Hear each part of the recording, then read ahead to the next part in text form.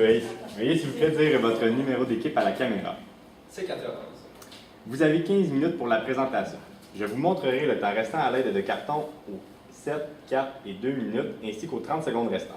Je ferai le décompte des 10 dernières secondes avec mes doigts et j'afficherai un carton indiquant la fin de votre présentation. Une période de questions d'une durée de 5 minutes chronométrée suivra. Après les 5 minutes, j'annoncerai la fin de celle-ci. Si vous êtes en train de répondre à une question, veuillez brièvement conclure. Vous ne devez en aucun temps dévoiler la provenance de votre cégep sous peine de disqualification immédiate. À tous les observateurs, le silence dans la salle sera demandé tout au long de la présentation et de la période de questions. Si vous désirez applaudir, vous devrez attendre à la fin de la période de questions. Vous ne devez en aucun temps dévoiler la provenance de l'équipe qui présente. Aucune entrée ni sortie de la salle n'est permise durant la présentation ou la période de questions. Veuillez éteindre la sonnerie de vos téléphones. J'inviterai maintenant les juges à se présenter et vous pourrez par la suite débuter votre présentation. Bonjour, Patrick Mascotte, associé chez Solus Qualité et Comptabilité et chargé de cours, c'est beau, chargé de cours à l'UQTR. Bonjour, Brigitte Leroy, responsable de dossier chez FBM. Bonjour, Véronique Boulanger, responsable de dossier chez Marenfant Laval. Allô, Catherine Bonneau, responsable de dossier chez Courchevel. Bonjour, Zachary Obsley, professeur de comptabilité financière ici à l'UQTR. Donc, bonjour, je me présente, Yoann Pelletier. Catherine Delange. Et nous sommes ici présents aujourd'hui pour présenter l'analyse financière de l'entreprise sur laquelle nous avons travaillé, donc Twist Elite. Donc, Élodie va vous présenter l'ordre du jour. Donc, l'ordre du jour, on est avec l'analyse qui devait être faite. On va commencer par faire un résumé de ce qu'on a marqué comme point pour présenter l'entreprise. Ensuite, on va vous présenter les principales problématiques qui ont été trouvées. On a trouvé ensuite un nouveau tarif d'inscription pour les clients de l'entreprise, des options d'agrandissement et nos recommandations suite aux 3 projets présentés, l'analyse de liquidité de l'entreprise, puis finalement le traitement comptable. Donc, Twist Elite, c'est une entreprise qui offre des cours de cheerleading. Donc, il y a plusieurs athlètes de cheerleading qui participent aux bénéfices de l'entreprise. Le but de l'entreprise, le but premier, c'est d'offrir des prix avantageux. Donc, d'offrir le service à des prix raisonnables et bien sûr de se distinguer de la concurrence. Donc, bien sûr, il y a plusieurs compétiteurs. Ils sont 5 compétiteurs majeurs qui offrent exactement le même service. Et l'entreprise, en fait, n'a pas de compte fournisseur. Donc, c'est une chose dont on va vous parler aussi pour l'analyse. Pour la présentation des problématiques, la majeure, c'est le manque de liquidité. Il y a très peu d'encaisses dans l'entreprise avec ses états financiers de 2019.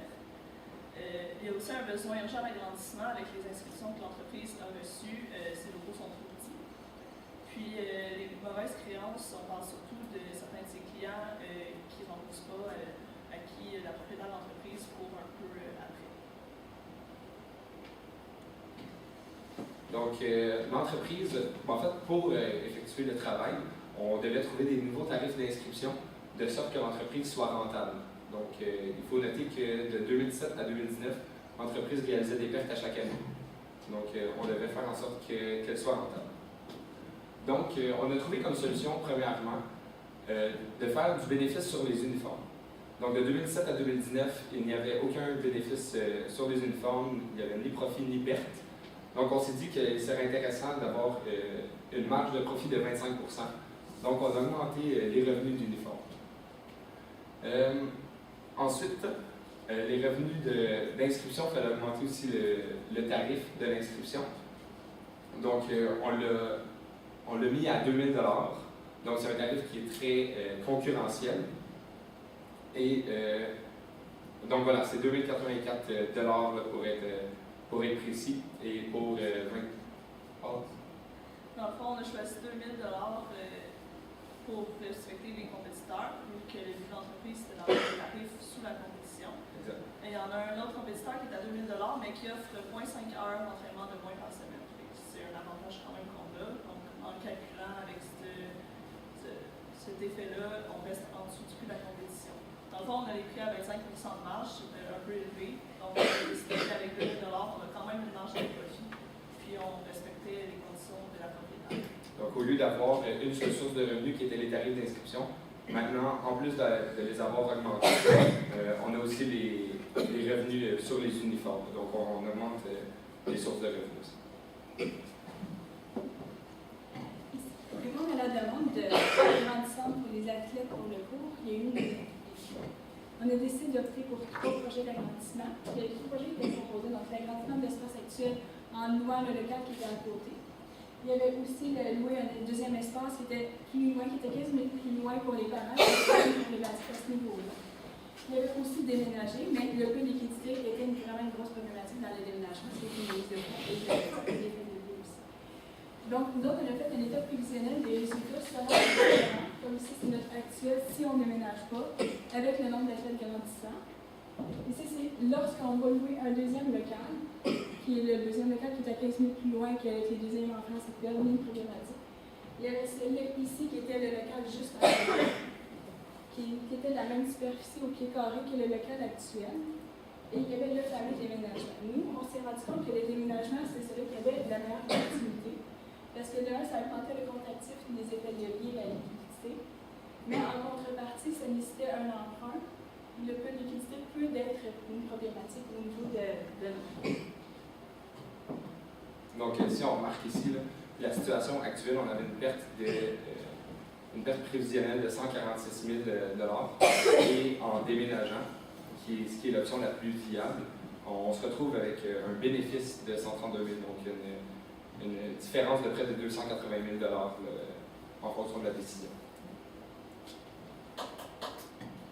Et ça, on voulait juste spécifier que la valeur résiduelle du bâtiment, on a décidé de prendre les 500 000 du bâtiment pour l'hypothèque, plus les 150 000 de rénovation qui étaient nécessaires à l'aménagement de l'arrivation. Catherine, je veux juste ajouter, on a pris en fait le bâtiment était d'une valeur de.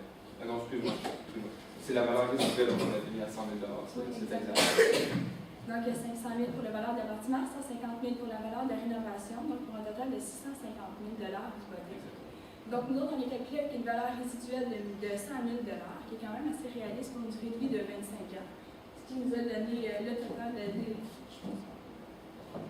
Excusez-moi. Le total ici dans notre. Est-ce qu'on donne dans le. Excusez-moi. Donc, ça nous a donné un montant qu'on a mis dans notre bilan prévisionnel.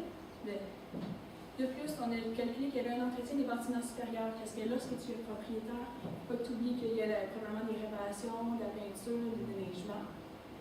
On a aussi calculé que le nombre d'autobus, il faut falloir qu'il augmente pour le transport, parce que vu que vous êtes rendu à 290 athlètes, ça va prendre 7 autobus au complet pour pouvoir faire les compétitions. En fait, là, excuse-moi, juste ajouter une précision. Les calculs nous démontraient qu'on avait besoin de 6,11 autobus exactement pour une utilisation optimale, donc pour remplir les autobus avec les 290 athlètes et les 32 entraîneurs, qui est un calcul qu'on a trouvé aussi. Donc, on a converti les 6,11 autobus à 7 autobus. Donc, il n'y aura pas une utilisation optimale, mais donc c'est des frais qu'on doit débourser quand même, mais c'est 7 autobus pour remplir, qui seront presque remplis. De plus, on a aussi racheté des frais de notaire. Lors de la décision du bâtiment, c'est important de calculer les frais de notaire qui sont quand même assez élevés. Pour les frais de notaire, on avait ajouté 1 000 pour le déménagement.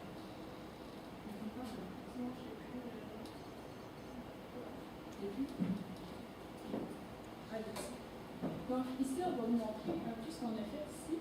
Donc, l'amélioration du bâtiment, nous, on a pris celui qui était le plus viable, qui était le déménagement, malgré l'indice faible de liquidité. Pour la simple et bonne raison que c'est lui qui apportait qui permettait de respecter plus son désir de vouloir avoir des meilleurs prix avantageux, tout en permettant d'avoir une bonne marge de profit pour pouvoir avoir un rendement pour elle-même.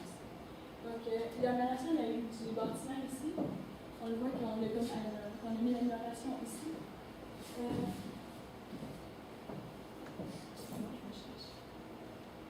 Capital sur l'emprunt pour l'hypothèque, on a calculé ce qu'il faudrait 1 382 par mois. Toujours sur 25 ans. Toujours sur 25 ans.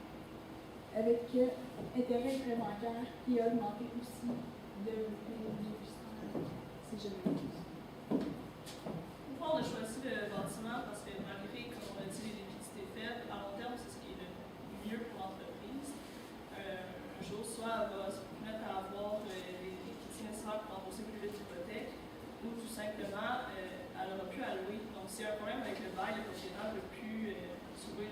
là, ces installations, ils vont être à elle jusqu'à la qu'elle décide de se débarrasser de son bâtiment. On a la suite des 6 mois pour le budget prévisionnel, puis on voit qu'en fin d'année, l'entreprise s'en sort relativement bien. Donc, pour les 6 premiers mois, le budget montre que le solde est négatif. Donc, on a plus de sorties de fonds que d'entrées de fonds. Par contre, à la fin de l'exercice financier, donc en avril. Les montants à placer ou. Oui, exact. Donc, à la fin de l'exercice financier, là, le budget montre qu'on a des liquidités à placer de 18 288 et 71.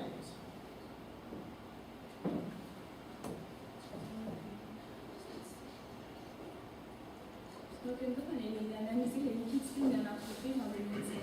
L'indice de liquidité est démontré qu'il y avait une liquidité de 0,4, ce qui est vraiment ferme. D'habitude, on vise plus les environs du 1. Donc, il y aurait vraiment une amélioration encore au niveau des liquidités, mais en même temps, comme on a dit, le total des revenus était inférieur au total des charges. C'est pour ça qu'on a décidé d'augmenter le vente de vêtements et d'augmenter aussi les frais d'inscription pour que ce soit une chose réaliste. Pour les immobilisations nettes, dans le fond, on a déduit que chaque immobilisation nette équivalait à rapporter un revenu de près de 9 sous.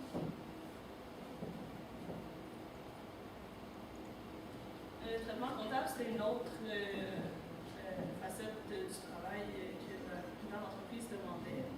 Dans le fond, il y a quelques erreurs qu'on a remarquées dans le document. La principale, c'est qu'il y a eu une perte de matériel en 2018, puis aucune écriture comptable n'a été pour ça. Tu vois, c'est en 2018, là, l'exercice 2019 est complété, puis il n'y a toujours pas reçu le montant de l'assurance. C'est important de constater la perte, puis d'ensuite pouvoir constater la rentrée d'argent de l'assurance et de faire le rachat des nouveaux matériels. Il y a aussi une question pour aviser les dépôts et les paiements. Il voulait une solution simple. Le mieux, ce serait qu'à la signature des contrats d'inscription, le total soit mis dans des comptes clients. C'est le plus simple, c'est ce qui est utilisé presque partout. De cette façon-là, les paiements qui ont un versement mensuel, ce serait facile de transférer là, le solde dans la banque quand les versements sont reçus. Les paiements mensuels, on pensait aussi aux quelques fournisseurs qu'il y a là, avec qui il y a un entente d'ailleurs pour de 60 jours. Ça, d'utiliser simplement les comptes fournisseurs puis de faire le transfert avec la banque quand il est rendu à payer. Donc, globalement, nos recommandations pour l'entreprise sont de, premièrement, déménager. Deuxièmement, faire du profit sur les uniformes, donc augmenter le prix. Et ensuite, augmenter le prix aussi des frais d'inscription. Donc, on est quand même concurrentiel, mais on s'assure d'avoir du bénéfice à chaque année au lieu d'une perte continue. Dans le cas où l'entreprise serait capable d'avoir l'emprunt pour acheter le bâtiment, on maintiendrait quand même l'augmentation des prix pour les frais d'inscription, puis la possibilité d'avoir un profit sur les uniformes. Mais l'autre solution qu'on envisagerait, c'est la location d'un deuxième local, le temps que l'entreprise puisse mettre de côté une mise de fonds. Puis aussi pour que la propriétaire puisse un jour avoir un salaire pour remarquer que son avoir est en négatif, là, est assez important. De plus, on a vraiment choisi le deuxième logement à côté. Puis même s'il y avait des écrans de 15 minutes avec les deux enfants, pour la simple et bonne raison qu'il revenait moins cher il revenait moins cher à long terme que le logement à côté à aménager et tout ça, malgré les avantages de ce logement. Merci beaucoup. Merci. Mais vous recommandez l'achat d'un bâtisse, c'est votre première recommandation. recommandation. Et là, présentement, avec notre situation financière, est-ce que vous pensez que ça peut passer avec l'institution financière? On pense qu'avec un bon budget prévisionnel qui est réaliste, il y a une possibilité d'avoir. Ça veut dire peut-être aussi une possibilité qu'il rajoute un apport de sa part pour pouvoir compenser la mise de fonds. Sinon, c'était aussi pour la deuxième, qui était le logement à une deuxième place pour en attendant, parce que présentement, actuellement, dans l'état de l'entreprise, je ne crois pas qu'elle serait capable de passer à la vente pour avoir le bâtiment, que ce serait à elle d'investir pour pouvoir le racheter ou d'attendre simplement d'avoir la liquidité nécessaire. Dans l'optique qu'on fait l'acquisition de bâtisse, comment on comptabilise le tout? Dans le En réalité, on va calculer le montant du prêt. Donc, avec la fonction paiement, on va calculer le montant du prêt. Et on va devoir comptabiliser ça mensuellement. Et aussi, on va ajouter la bâtisse à l'actif. Et on va créditer en fait l'emprunt hypothécaire. Ici, je ne sais pas si vous l'avez remarqué, mais on avait mis le capital de l'emprunt avec le capital des intérêts aussi du bâtiment pour arriver à notre résultat qui était de 87 557 et 4 de bénéfices par année. Mais c'est vraiment calculé déjà dans notre budget prévisionnel par rapport au bâtiment. Donc, ce qui serait idéal, c'est, vu les mesures qu'on lui propose, donc d'attendre un petit peu, avoir plus de liquidité et pouvoir déménager le dès que possible. Donc, un peu dans la même lignée, là on a parlé de la comptabilisation si on achète le bâtiment, mais là si je ne passe pas à la banque, là, il va falloir que je loue. Comment je comptabilise ça dans mes états financiers? Vous parlez de la location? Oui, la location du deuxième local, là, parce que vous avez l'air de dire que c'est comme peu probable que je passe à la banque et j'ai pas d'argent, j'ai pas de salaire. Donc ça va tout simplement être une charge de loyer qu'on va devoir comptabiliser le temps qu'on déménage. Okay. Et c'est sûr que ça va augmenter les loyers, mais si on réussit à augmenter les tarifs, faire du profit sur les uniformes, ça va pouvoir couvrir cette charge de loyer. Les rénovations, je les mets aussi dans mes charges? Nos améliorations locatives, on a décidé de les mettre comme amortissement. En réalité, ce qu'on s'est dit, vu la liquidité de l'entreprise, on risquait de rester là sur une période de temps, je sais pas qu'on avait calculé 5 à 6 ans. Oui, juste corriger, ce n'est pas des améliorations locatives, c'est des améliorations du bâtiment puisqu'on ne loue pas le bâtiment. Non, mais là, c'est une amélioration locative. OK, je pense que c'est beaucoup. Donc, les améliorations locatives, on va les mettre, on les a amorties dans notre état financier qu'on les avait présenté tantôt. Donc, on voyait vraiment l'amortissement que ça prenait pour l'aménagement de tout ça, parce que, comme je disais, la liquidité ne permet pas de changer immédiatement vers le bâtiment. Donc, nous autres, on avait quand même prévu de mettre à nos amortissements. Vous avez parlé que vous comptabilisez une perte sur la bâtisse, ou pas sur la bâtisse, sur l'équipement, les 5 000 $. Là, j'ai une perte, OK, c'est une charge au débit, c'est quoi mon autre part? Qu'est-ce que je fais? Bien, c'est sûr qu'on va devoir diminuer les actifs. Donc, le matériel qu'on avait en actif ne sera plus. Donc, c'est la première chose qu'on va devoir faire. Et c'est sûr qu'il va y avoir aussi, on va ajouter d'autres actifs là, en réachetant le matériel qu'on a besoin.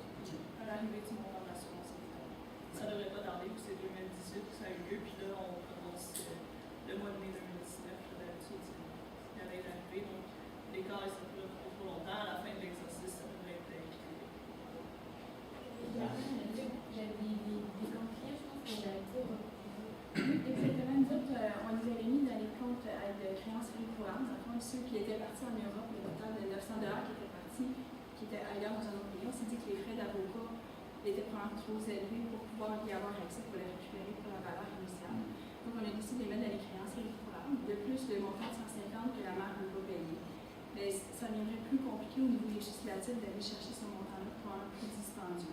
C'est la raison pour laquelle on a mis dans les créances récurrentes. On pourrait toujours essayer une mise en demeure gratuite. On ne sait pas, parfois sur certaines personnes, ça a un impact plus important, la pression est plus haute. On pourrait tenter comme ça de recouvrir l'argent. Puis sinon, il y avait aussi un 300 $ qui était déjà convenu qu'on allait recevoir à la fin de l'année. Dans la bâtisse, vous parlez d'une valeur résiduelle à 100 000 $. Parce que vous prévoyez que la bâtisse qu'on va acheter va perdre la valeur avec les années?